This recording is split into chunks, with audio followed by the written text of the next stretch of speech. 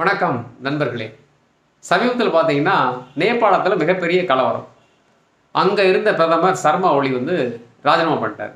காரணம் என்னென்னா, பொதுமக்களுடைய கருத்துக்களை சமூக வலைதளங்களில் எதிர்கொள்ள முடியாமல் அந்த சமூக வலைதளங்களை தடை பண்ணாங்க. அதனால் மிகப்பெரிய எதிர்ப்பு ஏற்பட்டு ஆட்சியை கவுக்கிற மாதிரி ஆகிப்போச்சு.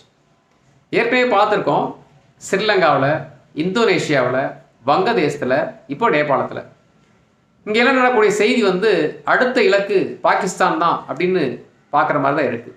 ஏன்னா இந்த எல்லா நாடுகள்லையும் நடந்த பிரச்சனைகளை பார்த்தீங்கன்னா, ஆட்சியாளர்கள் தங்களை சொகுசாக வச்சுக்கிட்டாங்க. ஊழலில் மிகுந்த அரசாங்கமாக இருந்தாங்க. மக்களை கவனிக்கவே இல்லை. மக்கள் வறுமையில் இருக்கிறாங்க. விலைவாசி மிக உயர்வாக போயிடுச்சு. நிம்மதி இல்லாத வாழ்க்கை. அதே மாதிரி பார்த்தீங்கன்னா அடிப்படை வசதிகளே இல்லை.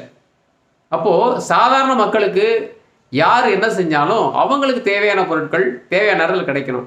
அப்படி கிடைக்கலன்னா நீ எவ்வளோ பெரிய ஆளாக இருந்தாலும், எவ்வளோ பலமான இராணுவமாக இருந்தாலும் தூக்கி எறிஞ்சிடுவாங்க. அதுதான் நம்ம அண்டை நாடுகள் நடந்திருக்கிறத பார்த்துருக்கோம்.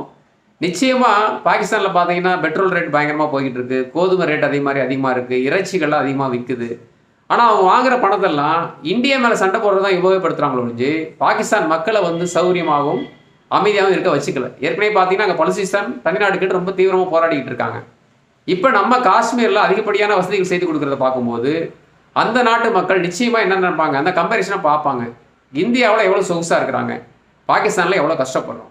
அப்போ நிச்சயமாக அந்த மக்கள் பாகிஸ்தானுக்கு எதிராக திரும்பும்போது பாகிஸ்தான் பல துண்டுகளாக உடையும் அபாயம் இருக்கிறது.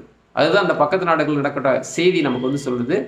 நிச்சயமாக எதிர்பார்க்கலாம், நமது எதிரி நாடு பாகிஸ்தான் சீக்கிரமே பல துண்டுகளாக பிரியும் அபாயத்தை நோக்கி நகர்ந்து கொண்டிருக்கிறது.